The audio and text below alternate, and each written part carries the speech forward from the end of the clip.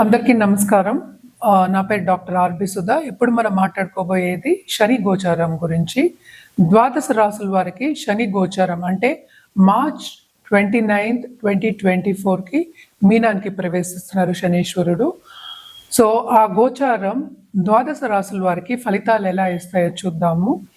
మనం జనరల్‌గా మాట్లాడుకోవాలి అంటే శనీశ్వరుడు మనకి తెలుసు చాలా ఇబ్బంది పట్టే ఒక గ్రహం. అందరూ భయపడుతూ ఉంటారు. ఏంటంటే ఏలినాటి శని వచ్చినా గానీ, లేకపోతే లగ్నంలో శని ఉన్నా గానీ, లేకపోతే ఏంటంటే శని మహాదశ వచ్చినా గానీ.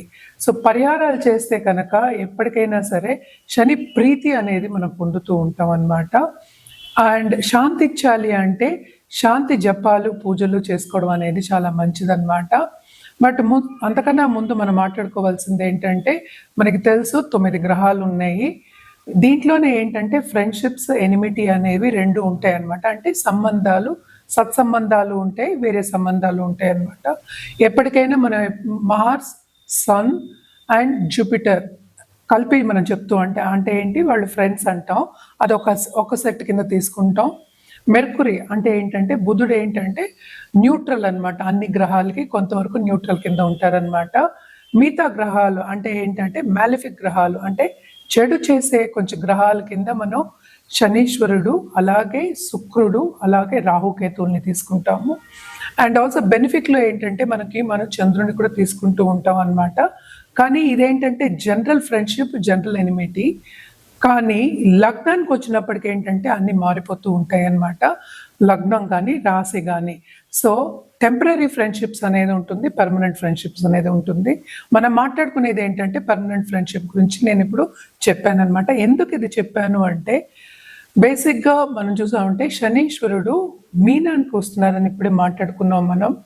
సో, మీనం ఎవరిది, ఓనర్షిప్ ఎవరిది అంటే ఆ రాశికి అధిపతి ఎవరు, గురు అయ్యారనమాట.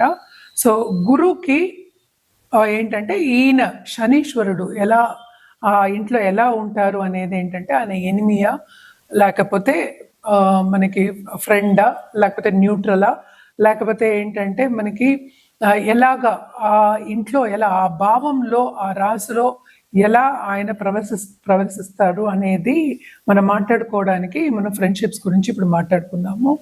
జనరల్గా మనం చూసాము అంటే ఎక్కువ మనం శనీశ్వరుడికి, జూపిటర్కి మనం కొంచెం ఆపోజిషన్ అనేది చెప్పుకుంటూ ఉంటాం అన్నమాట.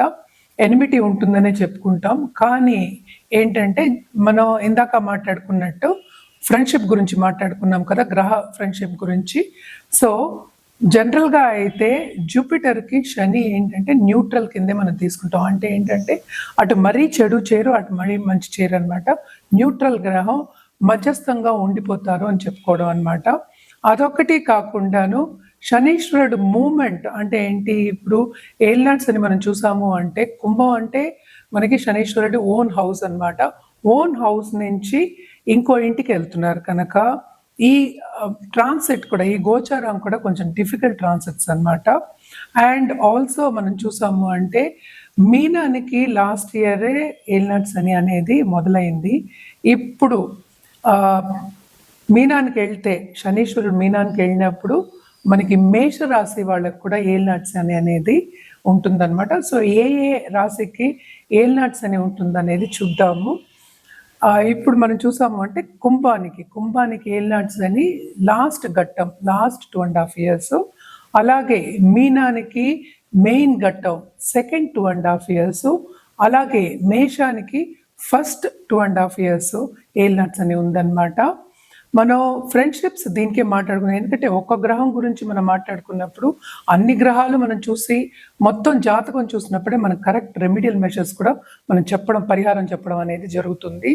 చాలామంది కమెంట్ కూడా చేస్తున్నారు. అంటే ఏంటి, ఇంగ్లీష్ వద్దు తెలుగులో చెప్పండి అనేది. అస్ట్రాలజీ అనేది యూనివర్సల్ లాంగ్వేజ్. అంటే ఇంగ్లీష్లో ఏంటి అస్ట్రాలజీ చెప్పలేమా, సాంస్క్రిట్లో మాట్లాడడం అనుకోండి. ఎందుకంటే అస్ట్రాలజీ అంతా ఉన్నది ఏంటి, ఫస్ట్ సాంస్క్రిటే. సాంస్క్రిట్లో మాట్లాడితే ఎవరికి అర్థం అవుతుంది, ఎవరికీ అర్థం కాదు. ఇవి ఇలాగ ఇంగ్లీషు తెలుగు మిక్స్ చేసి చెప్పడం ఏంటంటే వైడర్ ఆడియన్స్కి మనం చెప్తున్నాం.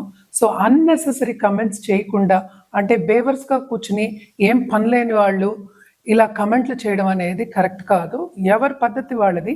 మీకు ఇష్టం ఉంటే చూడాలి, లేకపోతే పక్కకి వెళ్ళిపోవాలి. అనవసరమైన కమెంట్లు వద్దు. చాలా మంది కమెంట్ చేస్తున్నారు ఇంగ్లీష్ వద్దని. అంటే ఏంటి, తెలుగులో చెప్తేనే అది అస్ట్రాలజీయా లేకపోతే కాదా? అంటే ఇంగ్లీష్ అస్ట్రాలజీ ఉంది, అలా అయితే సాంస్క్రిట్లో చెప్తారు, హిందీలో చెప్తారు, అన్ని లాంగ్వేజెస్లోనూ చెప్తారు. మనం తెలుగులో చెప్తున్నాం కనుక ఇప్పుడు యాక్చువల్గా ఇప్పుడున్న జనరేషన్కి చాలా మటుకు తెలుగు పదాలు, చాలా పదాలు వాళ్ళకి తెలియవు. సో దాని గురించి మేమేంటంటే కలపడం చేసి చెప్పడం అనేది జరుగుతుంది. స్వచ్ఛంగా తెలుగులో మాట్లాడాలి అంటే ఎవ్వరూ మాట్లాడలేరు, కొంతవరకు మాట్లాడతారు. సో అనవసరమైన కమెంట్లు పెట్టకుండా ఉండడం మంచిది. అదొక రెమెడీ కిందే మీరు తీసుకోండి. ఎందుకంటే నెగటివ్ ఎప్పుడు మీరు ఏది చెప్పారంటే ఆ నెగటివ్ మీకే తగులుతుంది, కొంచెం జాగ్రత్త.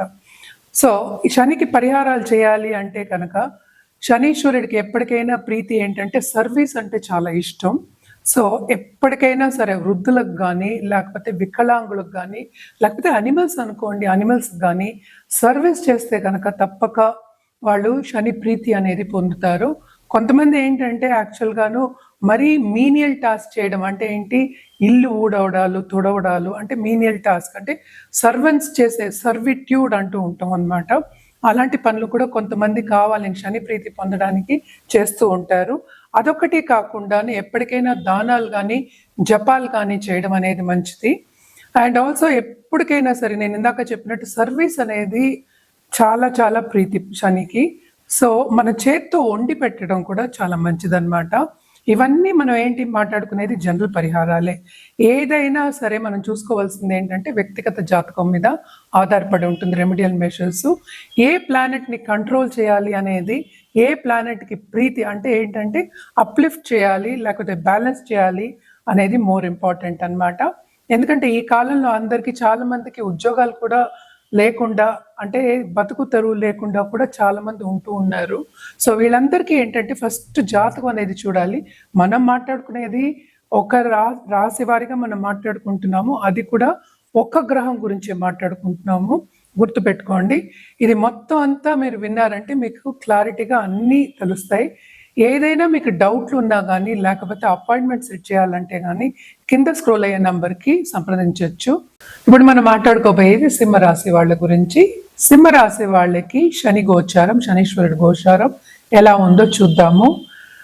సింహరాశి వాళ్ళకి మిశ్రమ ఫలితాలు ఘోషిస్తున్నాయనే చెప్పాలి. ఎందుకంటే అష్టమ శని అనేది వీళ్ళకి మొదలవుతోంది. అష్టమ శని అనేది ఏంటంటే కొంతవరకు ఇబ్బంది పెట్టే ఒక తరుణం అన్నమాట. అంటే ఏంటి, ఆయన శని పరిగెత్తిస్తాడనమాట. ఆయన ఫిలాసఫికల్ ప్లానెట్, మనకి తెలిసిన ఒక విషయమే. బతుకంటే ఏంటని నేర్పుతాడు ఫస్ట్. సో తప్పక ఏంటంటే అన్ని రంగాల్లోనూ కొంతవరకు ఇబ్బంది పెడతాడు అనేది ఫస్ట్ ఒక సూచన. అదొకటి కాకుండా మనం చేసే పనిలో కొంతవరకు ఆపర్చునిటీస్ వస్తాయి, చాలా ఆపర్చునిటీస్ వస్తాయి మీకు. ఆపర్చునిటీస్ వచ్చేప్పటికీ కూడాను శ్రమ అనేది చాలా అధికం అనేది కనిపిస్తోంది అన్నమాట. ఏదైనా సరే అంత ఈజీగా రాదు, ఒకటికి 2 సార్లు ప్రయత్నిస్తే కానీ రాదనమాట. అంటే చాలా శ్రమ పడే ఒక యోగం. ఎస్పెషలీ ఇది చెప్పేది ఏంటంటే స్టూడెంట్స్, ఈ రాశిలో ఉన్న స్టూడెంట్స్కి తప్పక మీరు విజయం సాధిస్తారు, కానీ శ్రమ పడ్డం అనేది ఖాయం. ఒకటికి 2 సార్లు అంటే అధిక శ్రమం అనేది కనిపిస్తోంది అనమాట. అలాగే ఇంట్లో కూడాను ఫైనాన్షియల్ విషయంలో కూడా కొంతవరకు డిస్టర్బెన్స్ వచ్చే ఛాన్సెస్ కనిపిస్తున్నాయి. మనకి తెలుసు శనీశ్వరుడు ఒక్క రాశిలో 2.5 సంవత్సరాలు ఉంటారనమాట. సో స్టార్టింగ్ అప్పుడే కొంతవరకు ప్రాబ్లమ్స్ వచ్చే ఛాన్సెస్ ఎక్కువ కనిపిస్తున్నాయి. ఎస్పెషలీ వీళ్ళకి సేవింగ్స్ అనేది కొంతవరకు తక్కువ అవ్వచ్చు, అలాగే ఖర్చు అనేది చాలా ఎక్కువ అవ్వచ్చు అనమాట. హెల్త్ విషయంలో మాత్రం కొంచెం సెన్సిటివ్ అయ్యే ఛాన్సెస్ ఎక్కువ కనిపిస్తున్నాయి. ఇది మోస్ట్ ఇంపార్టెంట్ ఏంటంటే కుటుంబ పరంగా కొన్ని ఇబ్బందులు అనేవి కనిపిస్తున్నాయి అన్నమాట. సో కుటుంబంలో కొంతవరకు అనుకూల పరిస్థితి లేదు, కొంతవరకు ప్రతికూల పరిస్థితి అనేది కనిపిస్తోంది కనుక జాగ్రత్తగా ఉండడం అనేది మంచిది. అలాగే మనం చూసాము అంటే కనుక హెల్త్ విషయంలో చూసాము అంటే కనుక హెల్త్ సెన్సిటివ్ అయ్యే ఛాన్సెస్ ఉన్నాయి. ఏదైనా కొంచెం నలత వచ్చేప్పటికీ డాక్టర్ని సంప్రదించడం కానీ, స్పెషలిస్ట్ని సంప్రదించడం చాలా చాలా మంచిది. అండ్ ఆల్సో పరిహారాల విషయానికి వస్తే కనుక తప్పక వీళ్ళు పరిహారాలు చేయవలసిందే. 2.5 సంవత్సరాలు చేయడం అనేది మంచిది. నేను ఇందాక నుంచి చెప్తున్నాను, మనం మాట్లాడేది ఒక గ్రహం గురించి అండ్ ఆల్సో ఈ గ్రహ గోచారం గురించి అన్నమాట. అండ్ ఆల్సో రాశి వారిగా మాట్లాడుతున్నాము.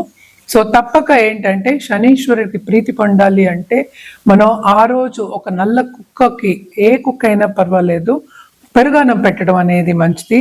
అలాగే ఏంటంటే సూర్యుడికి అర్ఘ్యం ఇవ్వడం అనేది చాలా మంచిదన్నమాట. ఎందుకంటే హెల్త్ విషయానికి వచ్చేప్పటికీ ఎప్పటికైనా మన ఆదిత్య హృదయం చదువుకోమని చెప్తూ ఉంటాము. ఇవన్నీ చేయని పక్షాన్ని మీరు తప్పక హనుమాన్ చాలీస చదువుకోవడం very very important. At least minimum 11 times చదువుకోండి, చాలా మంచిది. అంటే సాటర్డే చదువుకోవడం అనేది మంచిది. అండ్ ఆల్సో ఏదైనా సరే వ్యక్తిగత జాతకం మీద ఆధారపడి ఉంటుంది. మనం మాట్లాడుకునేది రాశి వరకే. అండ్ ఆల్సో ఒక్క గ్రహ గోచారమే. అంటే మనకి తెలుసు, మనకి 9 ప్లానెట్స్ ఉన్నాయని మనకి తెలుసు. సో తప్పక మీకు ఏదైనా డౌట్లు ఉన్నా కానీ, లేకపోతే జాతకం పరిశీలించుకోవాలి అంటే కనుక మమ్మల్ని సంప్రదించవచ్చు. ఏదైనా సరే రెమెడియల్ మెషర్స్ కూడా ఏ గ్రహానికి ఏది ఉంది అనేది బ్యాలెన్స్ చేసుకుని జాతకం చూసిన తర్వాత చెప్పడం జరుగుతుంది. ఇవన్నీ మనం మాట్లాడుకునేది జనరల్లే అన్నమాట.